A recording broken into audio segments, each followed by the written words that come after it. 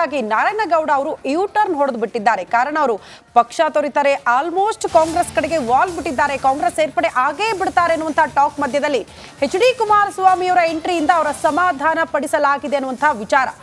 ಪಕ್ಷಾಂತರ ನಿರ್ಧಾರವನ್ನ ಕೈಬಿಟ್ಟು ಈಗ ಮೈತ್ರಿಗೆ ನಾರಾಯಣಗೌಡ ಅವರು ಜೈ ಎಂದಿದ್ದಾರೆ. ಕುಮಾರಸ್ವಾಮಿ ಭೇಟಿ ಬಳಿಕ ಕಾಂಗ್ರೆಸ್ ಸೇರ್ಪಡೆಗೆ ಹಿಂದೇಟು ಹಾಕಿದ್ದಾರಂತೆ. ಆಪರೇಷನ್ ಹಸ್ತದ ಪ್ಲಾನ್ ನಲ್ಲಿದ್ದ ಕೈಪಡೆಗೆ ಬಿಗ್ ಶಾಕ್ ಎದುರಾಗಿದೆ. ಈ ಮೂಲಕ ನಾರಾಯಣಗೌಡರನ್ನ ವಿಶ್ವಾಸಕ್ಕೆ ತೆಗೆದುಕೊಳ್ಳೋದಕ್ಕೆ ಎಚ್ ಡಿ ಕುಮಾರಸ್ವಾಮಿ ಅವರು ಕೂಡ ಮುಂದಾದ್ರು, ಅದರಲ್ಲಿ ಯಶಸ್ವಿ ಕೂಡ ಆಗಿದ್ದಾರೆ. ಎಚ್ ಡಿ ಕುಮಾರಸ್ವಾಮಿ ಪರ ಪ್ರಚಾರಕ್ಕೆ ನಾರಾಯಣಗೌಡರು ಮುಂದಾಗಿದ್ದಾರೆ. ಜೊತೆಗೆ ಆರೋಗ್ಯದ ಬಗ್ಗೆ ಕೂಡ ಕಾಳಜಿ ವಹಿಸಿದ್ದಾರಂತೆ. ಹೆಚ್ಚು ನೀವು ಆಯಾಸ ಮಾಡ್ಕೊಳ್ಬೇಡಿ, ರೆಸ್ಟ್ ತೆಗೆದುಕೊಳ್ಳಿ, ನಿಮ್ಮ ಪರವಾಗಿ ನಾವು ಕೆಲಸ ಮಾಡ್ತೀವಿ, ಪ್ರಚಾರ ಮಾಡ್ತೀವಿ ಅಂತೆಲ್ಲ ಭರವಸೆ ಕೊಟ್ಟಿದ್ದಾರೆ ಅಂತ ಹೇಳಲಾಗ್ತಾ ಇದೆ. ಚಲುವರಾಯಸ್ವಾಮಿ ಅವರು ಬಹಿರಂಗವಾಗಿ ಹೇಳ್ಬಿಟ್ಟಿದ್ರು ಇವರು ಸೇರೆ ಬಿಡ್ತಾರೆ ಅಂತ ಹೇಳಿ. ಬಟ್ ಇವಾಗ ಪ್ಲಾನ್ ಉಲ್ಟಾ ಆಗಿ ಹೋಗಿದೆ, ಮಾತನಾಡಿದ್ದಾರೆ, ಕೇಳಿಸ್ಕೊಳ್ಳೋಣ. ಅದ್ಭುತವಾದ ಒಬ್ಬ ಅಭ್ಯರ್ಥಿ ಅಂತ ಹೇಳ್ಬೇಕಾಗಿದೆ.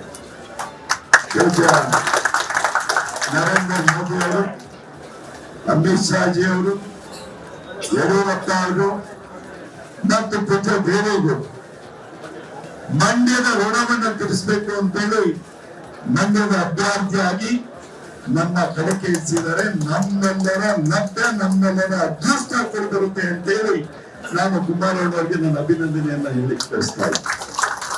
ಅದೇ ರೀತಿ ನಮ್ಮ ಕರ್ನಾಟಕ ರಾಜ್ಯದಲ್ಲಿ ಅವರೇ ಸಹ 2 ಸಾರಿ ಮುಖ್ಯಮಂತ್ರಿಗಳಾಗಿ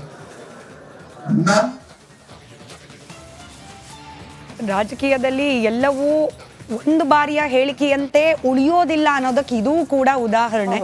ಮೊನ್ನೆ ಮೀಟಿಂಗ್ ಆದಾಗ ಅವ್ರು ಬರೋದೇ ಇಲ್ಲ ಅಂತಿತ್ತು, ಮೀಟಿಂಗಿಗೆ ಬಂದ್ರು, ಕಾಂಗ್ರೆಸ್ಗೆ ಹೋಗೇ ಬಿಡ್ತಾರೆ, ಬಂದೇ ಬಿಡ್ತಾರೆ ಅಂತ ಹೇಳಿ ಚಲುವರಾಯಸ್ವಾಮಿ ಅವರು ಕೂಡ ಹೇಳ್ಬಿಟ್ರು. ಬಟ್ ಈಗ ಹೋಗ್ತಿಲ್ಲ, ಕುಮಾರಸ್ವಾಮಿ ಅವರ ವಿರುದ್ಧವಾಗಿ ಮುನಿಸ್ಕೊಂಡಿದ್ದಾರೆ ಅಂತ ಮಾತಿತ್ತು. ಕುಮಾರಸ್ವಾಮಿ ಅವರನ್ನ ಅಶ್ವಥ್ ನಾರಾಯಣ ಅವರ ಮನೆಯಲ್ಲಿ ಭೇಟಿನೂ ಆಗ್ಬಿಟ್ರು. ಅಲ್ಲಿಗೆ ಆ ಮುನಿಸು ಕೂಡ ಶಮನ ಆಗೋಯ್ತು ಒಂದ್ ಹಂತಕ್ಕೆ. ಈಗ ಅವರೇ ಹೇಳ್ಬಿಟ್ಟಿದ್ದಾರೆ ಕುಮಾರಣ್ಣನಂತ ಅಭ್ಯರ್ಥಿ ಮತ್ತೊಬ್ಬರಿಲ್ಲ.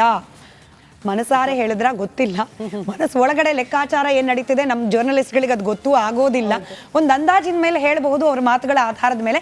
ಸದ್ಯಕ್ಕಂತೂ ಅಸಮಾಧಾನ ತಣ್ಣಗಾಗಿರೋ ರೀತಿಯಲ್ಲಿ ಕಾಣ್ತಾ ಇದೆ. ಯಾವ ರೀತಿ ಸೂತ್ರವನ್ನು ಅನುಸರಿಸಿದ್ದಾರೋ ಗೊತ್ತಿಲ್ಲ. ಬಟ್ ನಾರಾಯಣಗೌಡರನ್ನ ಕನ್ವಿನ್ಸ್ ಮಾಡುವಲ್ಲಿ ಬಿಜೆಪಿ ಹಾಗೆ ಜೆಡಿಎಸ್ನ ನಾಯಕರು ಯಶಸ್ವಿಯಾಗಿದ್ದಾರೆ. ಆ ಮೂಲಕ ಆಪರೇಷನ್ ಹಸ್ತ ಇನ್ನೇನು ಆಗೇ ಹೋಯ್ತು ಅನ್ನೋದ್ರಲ್ಲಿ ಬ್ರೇಕ್ ಬಿದ್ದಿದೆ ಆಪರೇಷನ್ ಹಸ್ತಕ್ಕೆ. ಮಂಡ್ಯದಲ್ಲಿ ಮೈತ್ರಿ ಅಭ್ಯರ್ಥಿಯ ಪರವಾಗಿ ಪ್ರಚಾರವನ್ನ ನಾವು ಮಾಡ್ತೀವಿ, ನೀವು ಕ್ಷೇತ್ರಕ್ಕೆ ಬರಬೇಡಿ, ನಾವು ಗೆಲ್ಲಿಸ್ಕೊಂಡು ಬರ್ತೀವಿ ಅನ್ನೋ ಲೆವೆಲ್ಗೆ ಕಾನ್ಫಿಡೆಂಟ್ ಆಗಿ ಮಾತನಾಡಿದ್ದಾರೆ ನಾರಾಯಣಗೌಡರು. ಮುಂದಿನ ಸುದ್ದಿ ನೋಡೋಣ. ಕುಂದಾನಗರಿ ಬೆಳಗಾವಿ ಕೂಡ ಬಹಳ ಕುತೂಹಲದ ರಣಕಣ. ಹೆಬ್ಬಾಳ್ಕರ್ ಗೋಕಾಕ್ಗೆ ಬಂದ್ರೆ ಜಾರಕಿಹೊಳಿಯವರು ಬೆಳಗಾವಿ ಕಡೆಗೆ ಮುಖ ಮಾಡಿದ್ದಾರೆ. ಅತ್ತ ಪುತ್ರ ಮೃಣಾಲ್ ಪರ ಲಕ್ಷ್ಮಿ ಹೆಬ್ಬಾಳ್ಕರ್ ಅವರು ನಿರಂತರವಾಗಿ ಪ್ರಚಾರ ಮಾಡ್ತಿದ್ದಾರೆ. ಇತ್ತ ಶೆಟ್ಟರ್ ಭೇಟಿಯಾಗಿದ್ದಾರೆ ರಮೇಶ್ ಜಾರಕಿಹೊಳಿ. ಲಕ್ಷ್ಮಿ ಗೋಕಾಕ್ಗೆ ಹೋಗ್ತಾ ಇದ್ದಂತೆ ಬೆಳಗಾವಿಯಲ್ಲಿ ರಮೇಶ್ ಜಾರಕಿಹೊಳಿ ಫುಲ್ ಆಕ್ಟಿವ್ ಆಗಿದ್ದಾರೆ. ದಿವಂಗತ ಸುರೇಶ್ ಅಂಗಡಿ ಗೃಹ ಕಚೇರಿಯಲ್ಲೇ ಶೆಟ್ಟರ್ ರಮೇಶ್ ಭೇಟಿಯಾಗಿದೆ ಅನ್ನೋದರ ಡೀಟೇಲ್ ಸಿಗ್ತಾ ಇದೆ. ಚುನಾವಣೆಯ ಕುರಿತು ಉಭಯ ನಾಯಕರು ಸಮಾಲೋಚನೆ ಮಾಡಿದ್ದಾರೆ. ಸದ್ಯ ಲೋಕ ಕಣದಲ್ಲಿ ಸೈಲೆಂಟ್ ಆಗಿಬಿಟ್ಟಿದ್ರು ರಮೇಶ್ ಜಾರಕಿಹೊಳಿ ಅವರು. ಮಾಧ್ಯಮದ ಹೇಳಿಕೆ ಇರಬಹುದು, ಪ್ರಚಾರದಿಂದ ತುಂಬಾ ದೂರ ಉಳ್ಕೊಂಡಿದ್ರು. ರಮೇಶ್ ಜಾರಕಿಹೊಳಿ ಅವರು ಯಾಕೆ ಸೈಲೆಂಟ್ ಆಗ್ಬಿಟ್ರು, ಯಾಕೆ ಕಾಣಿಸ್ಕೊಳ್ತಾ ಇಲ್ಲ, ಇದೆಲ್ಲವೂ ಕೂಡ ಬಹಳ ದೊಡ್ಡ ಪ್ರಶ್ನೆಯಾಗಿತ್ತು. ಬಟ್ ಇದ್ದಕ್ಕಿದ್ದಂತೆ ಈಗ ಹಾಜರಾಗಿದ್ದಾರೆ. ಶೆಟ್ಟರ್ ಅವ್ರನ್ನ ಭೇಟಿ ಮಾಡಿರುವ ಎಕ್ಸ್ಕ್ಲೂಸಿವ್ ದೃಶ್ಯನ ಒಂದ್ ಕಡೆ ಗಮನಿಸ್ತಾ ಇದ್ವಿ.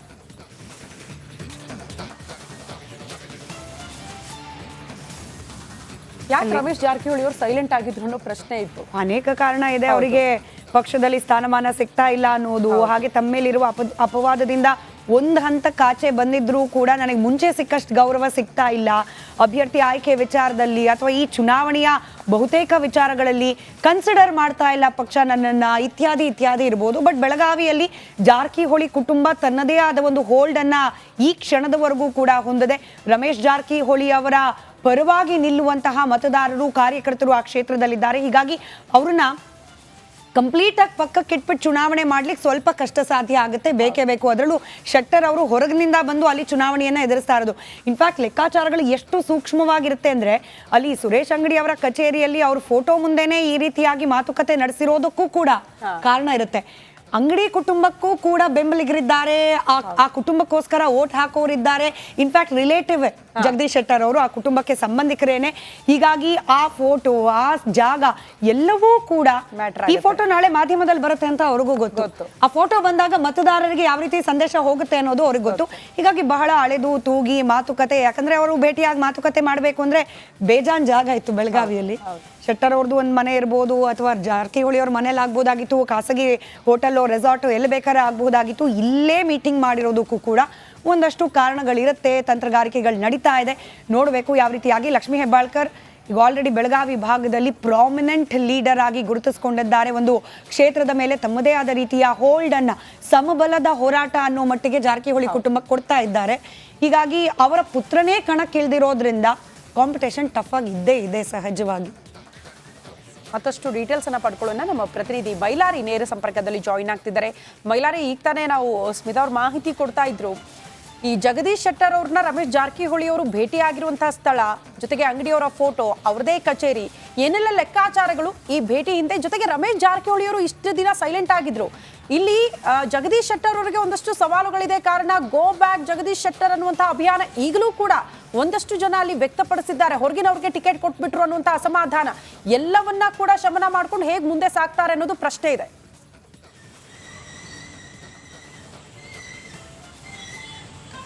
ಹೌದು ಶ್ರುತಿ, ಬೆಳಗಾವಿಯಲ್ಲಿ ಮಾಜಿ ಸಿಎಂ ಜಗದೀಶ್ ಶೆಟ್ಟರ್ ಮತ್ತು ಕಾಂಗ್ರೆಸ್ನಿಂದ ಮೃಣಾಲ್ ಹೆಬ್ಬಾಳ್ಕರ್ ಸ್ಪರ್ಧೆಯಿಂದ ಚುನಾವಣೆ ರಂಗು ಕೂಡ ಪಡೆದುಕೊಳ್ಳುತ್ತಿದೆ. ಏನು ಕಳೆದ ಹಲವಾರು ದಿನಗಳಿಂದ ಕೂಡ ರಮೇಶ್ ಜಾರಕಿಹೊಳಿ ಅವರು ಚುನಾವಣಾ ಅಖಾಡದಿಂದ ಸೈಲೆಂಟ್ ಆಗಿದ್ದರು. ಆದರೆ ಏಕಾಏಕಿ ದಿಢೀರಾಗಿ ಏನು ಜಗದೀಶ್ ಶೆಟ್ಟರ್ ಅವ್ರನ್ನ ಭೇಟಿ ಆಗುವ ಮೂಲಕ ಒಂದು ಏನು ಬೆಳಗಾವಿಯಲ್ಲಿ ಸಂಚಲನವನ್ನು ಮೂಡಿಸಿದ್ದಾರೆ. ಜೊತೆಗೆ ಏನು ನಿನ್ನೆ ಅಷ್ಟೇ ಲಕ್ಷ್ಮೀ ಹೆಬ್ಬಾಳ್ಕರ್ ಅವರು ಕೂಡ ಏನು ಗೋಕಾಕ್ ಕ್ಷೇತ್ರದಲ್ಲಿ ಅಬ್ಬರದ ಪ್ರಚಾರವನ್ನು ಮಾಡಿದರು. ರಮೇಶ್ ಕೋಟೆಯಲ್ಲಿ ಕೂಡ ಅಬ್ಬರದ ಪ್ರಚಾರವನ್ನು ಮಾಡಿದರು. ಕಾಂಗ್ರೆಸ್ ಕಾರ್ಯಕರ್ತರ ಸಭೆಯನ್ನು ಕೂಡ ಮಾಡಿದರು. ಇದಾದ ರಮೇಶ್ ಜಾರಕಿಹೊಳಿ ಕೂಡ ಬೆಳಗಾವಿಗೆ ಬಂದು ಜಗದೀಶ್ ಶೆಟ್ಟರ್ ಅವ್ರ ಜೊತೆಗೆ ಮಾತುಕತೆಯನ್ನು ಮಾಡ್ತಾರೆ. ಸುಮಾರು 1.5 ಗಂಟೆಗಳ ಕಾಲ ಮಾತುಕತೆಯನ್ನು ಮಾಡ್ತಾರೆ. ಜೊತೆಗೆ ಬೆಳಗಾವಿಯ ಸುರೇಶ್ ಅಂಗಡಿ ಅವರ ಗೃಹ ಕಚೇರಿಯಲ್ಲಿ ಅವರ ಫೋಟೋ ಜೊತೆಗೆ ಕೂಡ ಅಲ್ಲಿ ಏನು ಮಾತುಕತೆಯನ್ನು ಮಾಡ್ತಾರೆ, ಸಭೆಯನ್ನು ಮಾಡ್ತಾರೆ. ಏನು ಗೆಲ್ಲಬೇಕಾದ್ರೆ ಏನೆಲ್ಲ ಕಾರ್ಯತಂತ್ರಗಳನ್ನು ಹೆಣಿಬೇಕು ಅನ್ನೋದ್ರ ಬಗ್ಗೆ ಚರ್ಚೆಯನ್ನು ಕೂಡ ಮಾಡ್ತಾರೆ. ಜೊತೆಗೆ ಅಂಗಡಿ ಕುಟುಂಬಕ್ಕೂ ಕೂಡ ಇಲ್ಲಿ ತನ್ನದೇ ಆದಂಥ ಮತ ಬ್ಯಾಂಕ್ ಕೂಡ ಇರುವಂಥದ್ದು. ಇಲ್ಲಿಯ ಅಂಗಡಿ ಕುಟುಂಬ ಅಂದರೆ ಮಂಗಳಾ ಅಂಗಡಿ ಇರ್ಬೋದು ಅಥವಾ ಸುರೇಶ್ ಅಂಗಡಿ ಅವರಿಗೆ ಸಿಂಪತಿ ಕೂಡ ಇರುವಂಥದ್ದು. ಅವರು ಯಾರನ್ನೂ ಕೂಡ ವಿರೋಧವನ್ನು ಮಾಡಿಲ್ಲ. ಅವ್ರದ್ದೇ ಆದಂಥ ಒಂದು ವೋಟ್ ಬ್ಯಾಂಕ್ ಅದು ಇದೆ. ಹೀಗಾಗಿ ಅವ್ರ ಫೋಟೋವನ್ನು ಇಟ್ಕೊಂಡು ಅಲ್ಲಿ ಸಭೆಯನ್ನು ಮಾಡಿರ್ಬೋದು ಅನ್ನೋ ಒಂದು ಚರ್ಚೆ ಕೂಡ ಇದೆ. ಜೊತೆಗೆ ಏನು ಬೆಳಗಾವಿಯಲ್ಲಿ ಇಬ್ಬರು ಏನು ಮಾಜಿ ಸಿಎಂ ಮತ್ತು ಸಚಿವ ಲಕ್ಷ್ಮೀ ಹೆಬ್ಬಾಳ್ಕರ್ ಪುತ್ರ ಏನು ಮೃಣಾಲ್ ಹೆಬ್ಬಾಳ್ಕರ್ ಸ್ಪರ್ಧೆಯಿಂದ ಸಾಕಷ್ಟು ಚುನಾವಣೆ ರಂಗು ಕೂಡ ಪಡಿತಾ ಇದೆ.